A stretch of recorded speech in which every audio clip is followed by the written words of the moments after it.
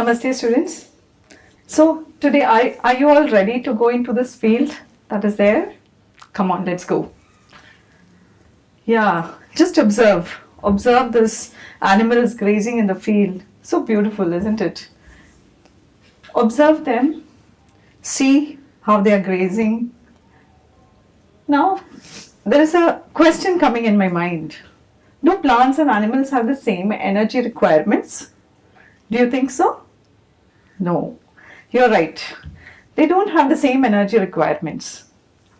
Here, you can see the plants are stationary and the animals are moving. So surely their energy requirements will be more. Not only that, even if you look at the anatomy, plants will be having more of dead cells and animals, they are made up of living cells. So their energy requirements will be quite high.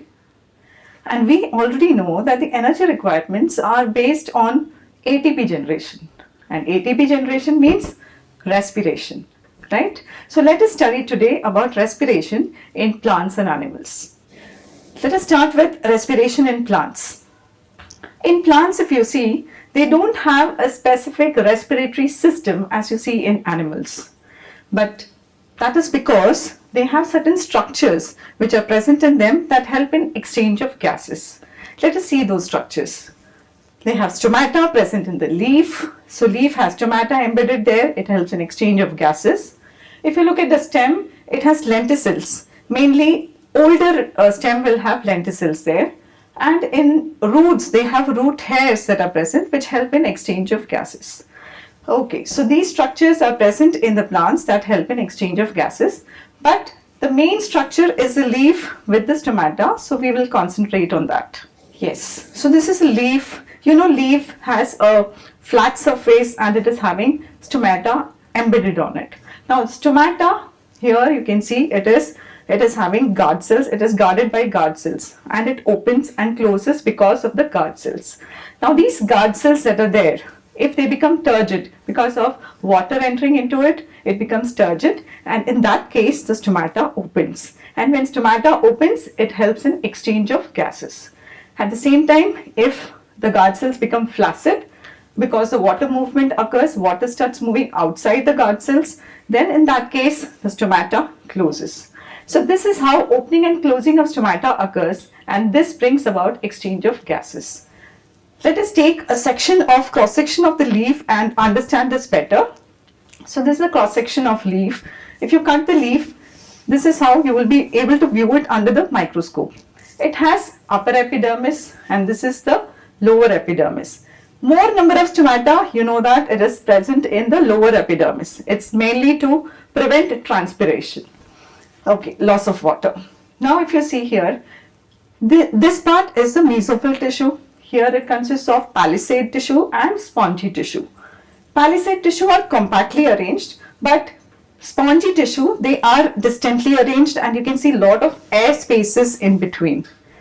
This helps in diffusion of gases, and this is how with diffusion the exchange of gases will be occurring here. Okay, so let us understand this a little better. Here, oxygen levels, if you see, oxygen is more outside, right? So there is more level of oxygen outside the cell. Inside the cell, it has very less of oxygen. So oxygen starts moving from outside to inside the cell. It starts moving from its higher concentration to its lower concentration by the process of diffusion. Yes, and we know that oxygen is required during respiration. So oxygen is taken in, carbon dioxide is given out. So carbon dioxide is generated by the cells here, and the carbon dioxide that is generated here by the cells need to move out. How that happens? Again by diffusion. So here carbon dioxide concentration is less outside than inside the cell. So it starts moving from its higher concentration to its lower concentration. So here the carbon dioxide will be moving out of the cell. So this is how the exchange occurs, diffusion occurs, and the exchange of gases will occur in the leaf with the help of stomata. This is another concept that you have to understand very clearly. When does the plant respire? Many children have this doubt. Let us understand with this picture that is given here. This side it is showing daytime and this is night time. Now in the daytime you can see photosynthesis is the main activity that is occurring here because there's so much of light and surely the plant has to photosynthesize. So it starts photosynthesizing, lot amount of carbon dioxide is taken up by the plant, oxygen is released as the byproduct here. We are only looking at the gases exchange here. Okay, respiration also occurs during this time. That is, oxygen is taken in, carbon dioxide is given out. So this process is also occurring. So do not think that respiration doesn't occur in the daytime. It does occur, but you can see the intensity. The rate at which the photosynthesis occurs is much higher than the rate at which respiration occurs here. Okay, so please keep that in your mind. Now coming to night. In the night time, you can see there is no light here, so photosynthesis cannot occur. In this case, it's only respiration that is occurring. So it takes in oxygen, gives out carbon dioxide. So that's the main process that is occurring here in the night time. Okay, to summarize, this side if we say this is the daytime and this is the night time. To summarize, we can say oxygen release is the main phenomena that occurs in the daytime, and in the night time it is a carbon dioxide release which is the main phenomena. And that's the reason we are told always that should not sleep under a tree in the night time. Why? Because it's giving out carbon dioxide. Yes. So the major event, that is the release of oxygen, is what occurs in the daytime. Carbon dioxide that is generated during respiration is used for the process of photosynthesis. Nighttime, the major release will be carbon dioxide. So this is what is occurring. So hope your concepts are clear here. So from plants, now let us move on to animals. In animals, there are different organs that are present that will help in process of respiration and exchange of gases. Here you can see bird there. Bird has lungs with air sacs are present. In fish, they have gills, right? So gills, they will help in exchange of gases. They take up gases from the water, in the water, that is dissolved oxygen that is present in the water. From that, the gills will be taking the gas. Okay, so gaseous exchange here will occur with the help of gills. In insects, if you see, they have spiracles, tiny openings will be there. For example, in cockroaches and all, you'll be able to see tiny openings which lead into a tracheal tube. Okay, so this is how respiration occurs in insects. In frog and earthworm, you'll be able to see they have a moist skin, and that helps in exchange of gases. So in animals, they have different organs that are present which will help in exchange of gases. Let us observe a fish that is there in aquarium. So this is a fish in the aquarium. Try to observe.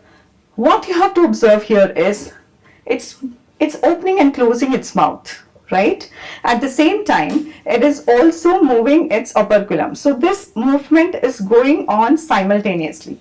Okay, but here what you have to observe, how many times it's opening and closing its mouth, or how many times it's opening and closing its operculum. Okay, so this is operculum and this is the mouth movement. For what, I'll tell you. We are going to find out the rate of respiration here. Rate of respiration or rate of breathing that is there in fish. Let us understand this first. Water enters, when the fish is opening its mouth, water enters into the mouth, it passes through the gills. When it is passing through the gills, exchange of gases will occur. So this is what is happening in the fish. Now, if we concentrate on either you look at the how many times it's opening and closing the mouth, or you look at how many times it's opening and closing the operculum. For 1 minute, we need to check how many times it's opening and closing the mouth. That will tell us the rate of breathing in a fish. Now coming to rate of breathing in us, we can check for ourselves. In human beings, if we have to check, we can check for ourselves what is the rate of breathing in us. Nothing, we just have to sit down in a place. Keep your hand on the chest. Feel your breath. You can feel the chest moving and you can find out your breathing rate. Yes, here also, as it's moving, you can find out how it's moving, how many times it is you're breathing in, breathing out for a minute. So in both the cases, what you can do is either for a minute you check, or for 30 seconds you check and multiply by 2. And that's how you find out the breathing rate in a fish or in human beings.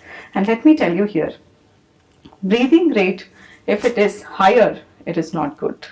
If it is lower in us, that's better. Because lower the breathing rate, it means you are deep breathing. Okay? And if it is higher the breathing rate, that means it is a shallow breathing, which is not good. We'll discuss later about it. Okay, so that's about the breathing rate. So we just now found out what is the rate of breathing in fish and in human beings, right? So let us see, why is the rate of breathing more in aquatic organisms as compared to terrestrial organisms? So here you can see these are the aquatic organisms, here the terrestrial organism. Why is there a difference there? Is because of oxygen. Oxygen dissolved in water is lower as compared to oxygen that is present in the atmosphere. Okay, so oxygen that is dissolved in water is lower, okay, dissolved form. It's present in the water in a dissolved form. So there the oxygen present is lower, and oxygen that is present in atmosphere, it is more. So that's the reason there is a difference in the rate of breathing. The amount of oxygen dissolved in water is fairly lower than the amount of oxygen in the atmosphere. So the breathing rate in aquatic organism is higher than the terrestrial organisms. So now we are going to study the characteristic features of respiratory organs. So what are the characteristic features? I am taking the example of lung here, which will be same for other respiratory organs too. Okay, so I've taken the example of our respiratory organ that is present. It has moist, thin and delicate membrane, right? So it has a moist, thin and delicate membrane. So here you can see the membrane will be very delicate. You know that it is made up of thin squamous epithelial cell, right? So it is simple squamous epithelial cell that is there, and if you see here, this is the alveolar part and this part is the capillary. Blood is moving and the exchange of gas is occurring. There is this thin layer of cell that is present here which helps in exchange of gases. So this will help in exchange of gas here. So it's a moist, thin and delicate membrane that is present which helps in exchange of gas. Large surface area. If you take alveoli, if we just spread it out, all our alveoli, there are 300 million alveoli present and we are going to spread it out, then it will be equal to, its surface area will be equal to a tennis court. You know, that big it is. So that is the surface area of lung. Okay, surface area of alveoli. So it should have a large surface area so that the exchange of gases can occur.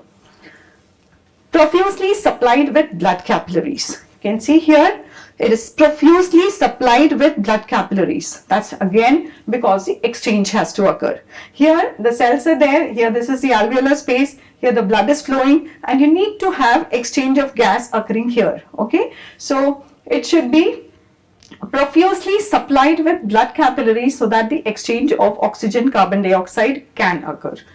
It is well protected inside the body. Now this organ is a very vital organ. It has to be protected inside your body. Surely it has to be protected and rib cage is going to protect it.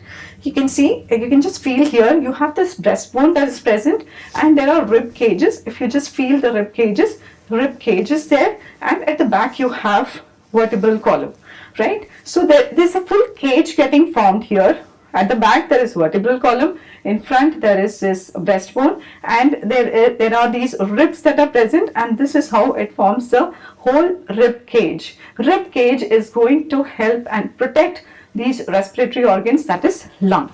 So it is getting protected here. Pathway for the movement of air. There should be a pathway through which the air enters in and goes out. Here this is the pathway. You know, the lungs are placed inside your body. It's not outside. It's not exposed to the environment, right? So air has to enter into the lungs and come out of the lungs. For that there should be a passage. So there should be a passage through which the air enters into the lungs and a passage through which the air comes out. So that is the pathway of movement of air. Coming to mechanism for moving air in and out.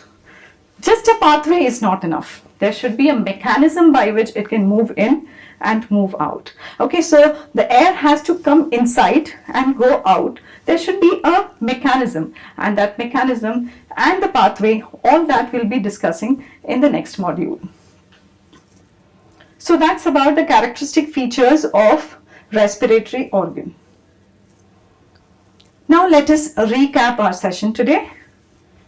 Plants exchange gases through dash, dash and dash. Yes. What is the answer? It through leaf, stem and roots. Okay, next question. In the plants, oxygen release is a major event during the daytime. During the day. During night, plants release more of, what do they release? They release more of carbon dioxide. That's the reason we should not be sleeping under the tree.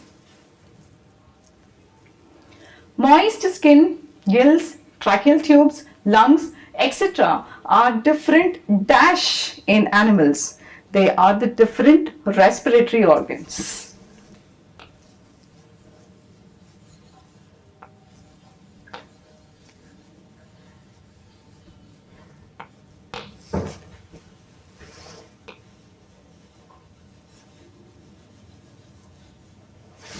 Breathing rate in aquatic organism is dash than that in the terrestrial organisms. It is higher.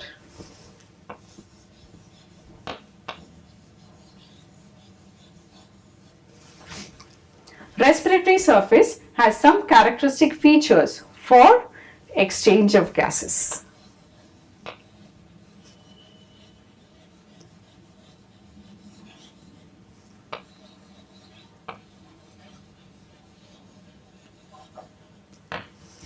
Okay, so that is it. We have completed today's module. You have to read through, go through so that you're prepared for the next module. And I've been telling you one thing, check your breath. That's important. I've been telling you, check your breathing rate. We are going to discuss this in the next module, why you should check whether the way you're breathing is correct or not. It should not be shallow. It has to be deeper. And if you want to improve, please start doing deep breathing exercises. Yes? Namaste for now.